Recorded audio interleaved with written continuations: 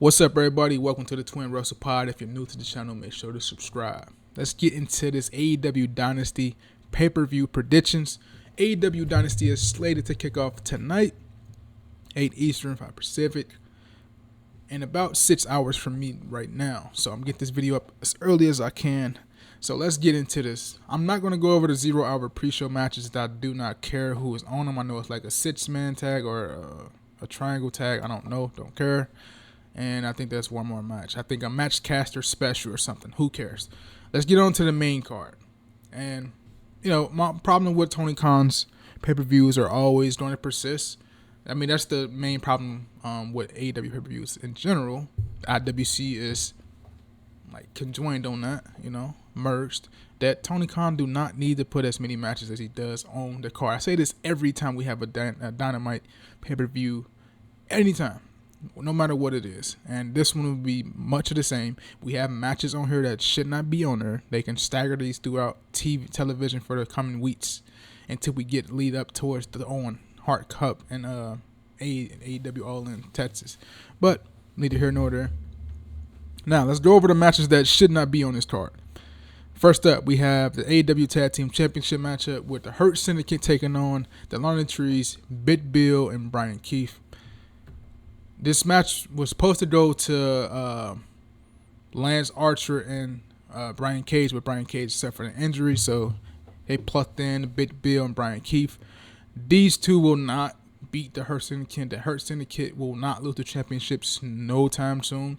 So I'm taking the Hurt Syndicate in this matchup, and they have much more developing with the Hurt Syndicate in terms of storylines. Maybe this will be the feather and cap for the Learner Tree to disband the night. So we'll see, being that Chris Jericho is also in the match and he should not be on the show, but it's Chris Jericho, so they're gonna put him on regardless. But taking the Hurt Syndicate. Now let's transition over to Chris Jericho. He's defending the Ring of Honor World Championship against Bandito in a mask versus title match, and that gives you the outcome right there. Mask versus title. We all know Bandito is not losing his mask at all. That'd be ludicrous for them to do that. And it's forbidden pretty much in Lucha Libre. So I'm taking Bandito to recapture the Ring of Honor Championship that he lost against, I think, Jonathan Gresham. Might have been a long time ago. I can't remember. But he's going to recapture the Ring of Honor Championship. And Chris Jericho is finally going to lose and hopefully be off of TV. So that's great. So this will be all Learner Tree members walking in and walking out with no championships. Besides Jericho, he's going to walk in, but he's going to lose his championship. So I'm taking Bandito. All right, let's go to the next 3 matches that should not be on this card. We have the Owen Hart Cup first round qualifier matches. We have Kyle Fletcher taking on Mark Briscoe. Kyle Fletcher's picking up the win here. He's the one that AEW has to stock in. He has a great look. He just had tremendous feud with Will Ospreay. He's just been doing a lot, man. He's featured much more than Mark Briscoe is. Mark Briscoe is featured, but not on the level of Kyle Fletcher. So, I'm taking Kyle Fletcher in this one. Mark Briscoe is specifically in this tournament just to lose. Love Mark Briscoe, but he's going to lose. All right, Will Ospreay versus Kevin Knight, who just debuted on AEW Collision, I think, like the week before last. And he just got ushered into the AEW Owen Hart Cup. And he's taking on Will Ospreay. Will Ospreay is going to win. We all know that. That's no shot at Kevin Knight, but Will Ospreay is going to win in his first round matchup. So taking Will Ospreay there.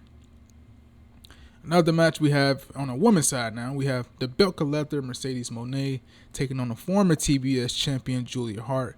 Going to be a good matchup, but there ain't no way Mercedes Moné is losing her first round matchup. She possibly won't be out of the Owen Hart Cup until she meets Athena in the next round. So I'm taking Mercedes Moné. It's going to be a great match between these two, but yet another match that should not be on this pay-per-view. Just don't need it.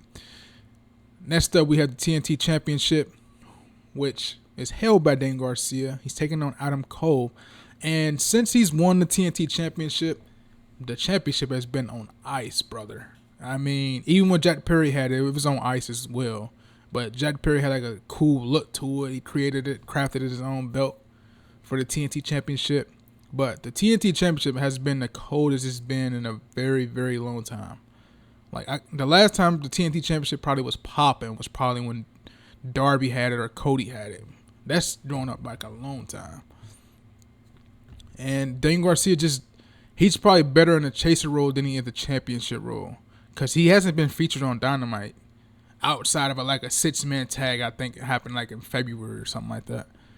But I couldn't really see him on AEW TV besides Collision. Now, I don't watch Collision, so that tells you everything you need to know when it comes to the TNT Championship. So, therefore, I'm taking Adam Cole so you can get this championship back on Dynamite television. And I think Daniel Garcia is best fit for the chaser role at the moment. So, taking Adam Cole. All right, we have the 6-man tag team trios match for the AEW World Trios Championships. We have Rated FTR, Cope, Dash, and Dats. Cash and Dats, whatever. The FTR and Rated FTR taking on Death Triangle, Pac, Claudio, and Wheeler Yuta. Death Triangle just been involved in almost every match for Cope. They just had with John Moxley as they had for previous John Moxley opponents, so there's really no surprise there. Being that Cope just lost his back-to-back opportunities at the World Championship against Moxley, he teamed up with his buddies, FTR, and they're going after the Trio Championship, so that's pretty much the story on this one. I'm going to go with Death Triangle in this matchup, and being that we have this dissension between Rated FTR for the moment, I think it's going to be further developed tonight once FTR and Cope lose tonight. And I got a video dropping on that, but we'll get to that. I'm taking Death Triangle. All right, we have the Triple Threat AEW International Championship matchup between Ricochet, Speedball Mike Bailey, and the champion Kenny Omega. Now, being that the AEW has been teasing this matchup since how many months? 6-7 months now, between Kenny Omega and Kazuchika Okada at All In Texas. This story is written right here. This match is written. We all know the outcome. There ain't no way Kenny Omega's losing this championship. Ricochet and Speedball Mike Bailey, one of them will eat the fall, possibly Ricochet. That's why it's made a triple threat and not a one-on-one matchup. So I'm taking Kenny Omega in here to where he goes off to All In Texas to merge the championship with Okada, and the best man wins in that situation. All right, let's get on to the AEW Women's World Championship matchup between the Megasis, Megan Bayne, taking her shot at Timeless Toni Storm, who is the champ, the best superstar in AEW at the moment, best character, all of the above in AEW. Me personally, I'm going to take Toni Storm in this match, and I'll tell you why. The AEW has done everything possible to build Megan Bayne up to the way she has been built up heading into this matchup. She's pinned Toni Storm. She had the best of Toni Storm each time they encountered each other, pretty much. Megan Bayne, let me get on her. Stunning, gorgeous woman, has a great look, tall. Her aesthetic is out of this world. But I'm going to get on one thing, okay? If we go back into last fall and we remember the backstage segment of who laid out Camille, there ain't no one in the women's locker room who's capable of laying out Camille the way Camille was laid out besides a Megan Bayne. So I'm predicting tonight that Camille returns tonight and she ends up costing Megan Bayne the matchup, because in somewhere a couple months ago I read there's supposed to be a match between Megan Bayne and Camille, but it never happened on AEW television somewhere, but it never happened. So I think it resurfaces tonight and we get Camille taking out Megan Bayne and costing her the matchup against Toni Storm, and that's how Toni Storm retains the championship tonight. So I'm looking forward to that. Now let's get to our main event, AEW World Championship matchup. Swerve Strickland looking to knock the champion, the leader of the Death Riders, Jon Moxley, off the perch of AEW and become the new AEW World Champion. It's a year to the day that Swerve won his first championship last year at Dynasty against Samoa Joe. Why not rewrite the same thing tonight and have Swerve defeat Jon Moxley and become the new AEW World Champion? That's the story, the Cinderella story right there, right? And the best story leading into All In. Him and Hangman has been resurfaced as we've seen the last week or so with that backstage segment that they shot at the end of Dynamite. The Death Riders angle just ain't hitting, man. I know it's a creation of Moxley, but There's no creativity in there because every match Moxley has had to this point has ended the exact same way. If it ain't Will or Yuta coming in every fucking matchup, it's something, some kind of interference, something. Something is happening in each one of his matches. And I like Moxley, right? But this fucking Death Rider shit is just garbage. Cause they ain't do nothing creative with it, man. It's just the same old shit, different story.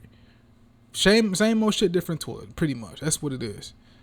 And we need to get this championship on Moxley. We haven't even seen the championship belt since he beat Bryan Danielson back at Wrestle Dream. We haven't seen the title then, bro. It's fucking ridiculous. We see more of the Tony Storm title than we see the World Championship, bro. So put it back on Swerve to where you can get him versus Will Ospreay or him versus Adam Heyman and Page. Wherever route they gonna go, do something with Swerve as the champion. Don't do it as with Moxley as the champ. Because this Death Riders angle is not going anywhere, man. Hopefully the matches don't end the fucking same. So that's dead, this fucking Death Riders angle while we have the chance. But that's my predictions for Aew Dynasty. I think it's going to be a great show. Be prepared. Get yourself some sleep because it's going to lead into midnight as all pay-per-views for AEW. The majority of them lead into midnight, going on 12:30 or 1 a.m. in the morning. So get yourself some sleep. But I'll see you guys in the next video, man. Y'all take care. Enjoy the show. Peace out, man.